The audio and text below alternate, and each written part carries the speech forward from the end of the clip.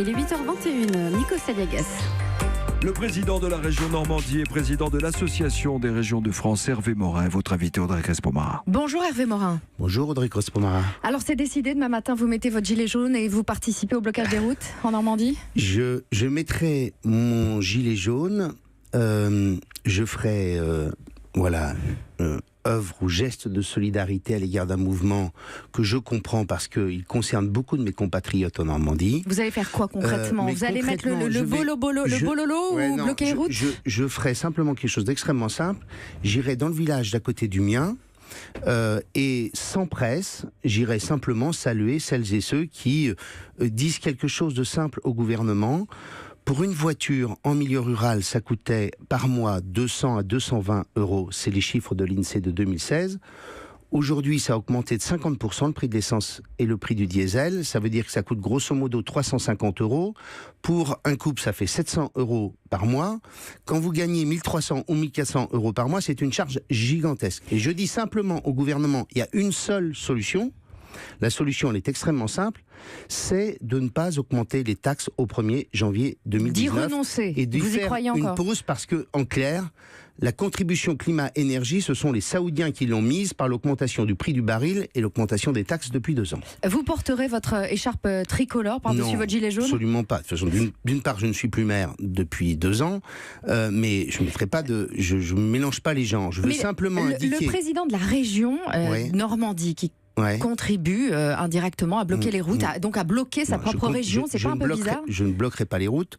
J'irai simplement rencontrer celles et ceux qui disent au gouvernement ce que le gouvernement a entendu. Je vous rappelle que tout de même, dans la même journée, vous avez eu le Premier ministre le matin et le Président de la République le soir. Et le Président de la République lui-même qui a expliqué qu'il n'avait pas réussi à réconcilier les élites avec le peuple français et qu'il fallait qu'il change de méthode de gouvernement.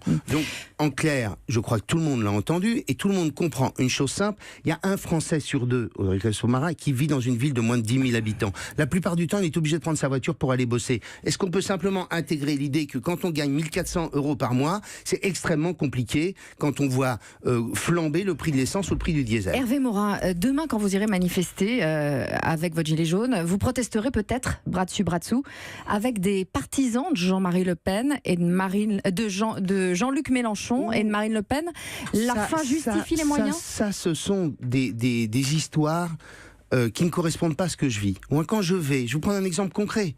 Toute l'opposition tente de récupérer ce mouvement. C'est pour ça que comme je ne veux pas être taxé de récupération, il n'y aura ni journaliste, ni rien de tout ça, et j'irai seul, avec ma voiture, rencontrer donc le mélange des genres avec des partisans de Jean-Luc Mélenchon et de Marine Le Pen. Crespo-Mara, quand je suis à Putange pour une réunion avec les maires d'une intercommunalité, que des maires me disent « je n'ai jamais manifesté de ma vie, mais là je vais aller manifester », quand je vais au départ à la retraite de mon ancienne secrétaire de mairie de ma commune où j'ai été maire pendant 20 ans et où des artisans me disent « je n'ai jamais été manifesté, mais cette fois-ci je vais y aller », ils sont pas Front National, ils sont pas France Insoumise, ils sont simplement celles et ceux qui tous les jours vivent une situation que quand on est dans une métropole, en effet, on ne connaît pas. Édouard Philippe a dit « ce pays crève de ne pas avoir été réformé ».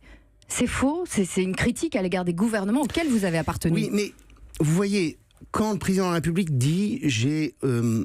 Non mais là-dessus, ce pays n'a pas été réformé, vous avez été au pouvoir. Ça revient au même. Je fais la réforme du ministère de la Défense, qui a été une réforme extrêmement lourde. Mais c'est une critique des précédents gouvernements. Le acheter du diesel, c'était pas Macron, c'est vos amis d'autres gouvernements. Quand le président de la République dit « je n'ai pas su réconcilier les élites avec le peuple », ça revient à peu près à la même chose.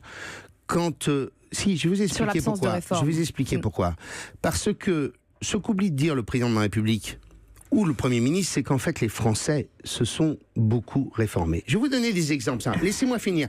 Des exemples simples. Le postier qui aujourd'hui distribue toute une série de services, il s'est beaucoup réformé. L'agriculteur qui a changé ses conditions de production, il s'est beaucoup réformé. L'ouvrier de chez Renault, à qui on a demandé toute une série d'efforts, il s'est beaucoup réformé. Les seuls qui ne se sont pas réformés, le seul système qui ne s'est pas réformé, c'est le système, c'est l'État. Auquel vous avez appartenu. Mais j'entends bien, mais eux aussi. Enfin, je vous rappelle que Édouard Philippe, il a été le plus proche collaborateur d'Alain Juppé, que Emmanuel Macron a été ministre de l'économie et des finances de François Hollande, qu'il a été son collaborateur. Donc on peut se le raconter en permanence. Ce que je sais, c'est que le pays, les Français, eux, ont fait beaucoup d'efforts, ont accepté beaucoup de transformations dans leurs conditions de vie, dans leurs conditions de production, dans leurs conditions de travail, et que le seul système qui, jusqu'alors, est resté exactement le même depuis 30 ans, avec autant d'inefficacité, autant d'incapacité à innover, à expérimenter, à être agile, c'est le système public. Et c'est pour cela qu'en tant que président des régions de France, nous demandons une transformation du système avec plus de décentralisation et plus de proximité. Les mesures annoncées par Édouard Philippe, donc vous les balayez d'un revers de main.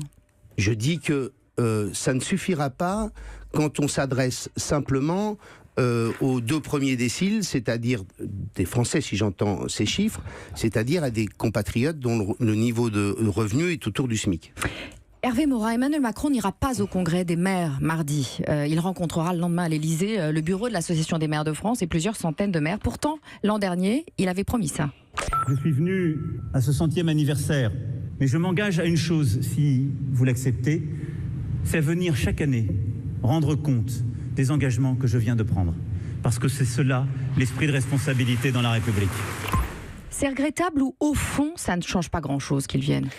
Moi, je regrette qu'ils ne viennent pas parce que j'ai le sentiment que, pour reprendre sa formule, le gouvernement a décidé de resetter ses relations avec les territoires. De remettre à zéro. De remettre à zéro, de rebâtir. J'ai eu des réunions de travail avec le Premier ministre, j'ai eu une réunion de travail encore cette semaine avec Jacqueline Gouraud et Sébastien Lecornu.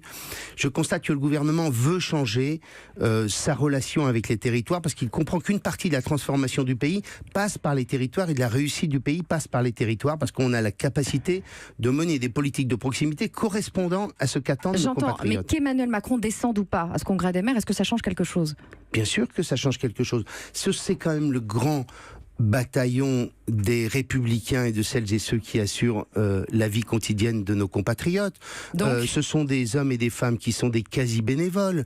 Et donc, que le président ne descende pas ? Et donc, je trouve que ce serait bien que le président de la République vienne à l'Association des maires de France pour expliquer qu'en effet, il a entendu le message qu'il a lui-même évoqué mercredi dernier à la télévision. Un maire sur 2 envisage de ne pas se représenter en 2020 selon une enquête du Cevipof. Crise des vocations, le manque de moyens financiers est mis en avant. Là encore, c'est l'effet Macron ? Non, c'est le sentiment souvent de ne pas être reconnu, de ne pas être compris dans ses difficultés. Prenez des choses aussi simples que cela, quand tout d'un coup on rend inconstructibles des espaces uniquement parce que le poteau incendie est à plus de 300 mètres, alors que ce sont des maisons qui sont là depuis des siècles, il y a un moment le maire il se dit mais qu'est-ce que c'est que ces règles, ces procédures qu'on met en place qui deviennent insupportables et qui rendent si compliquée l'action publique. C'est cela que, en quelque sorte, les maires vivent au quotidien et qu'ils ne supportent plus.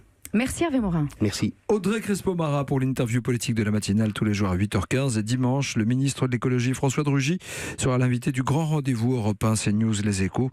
À suivre la revue de presse dans un instant. Bonne matinée à tous, vous écoutez Europe 1.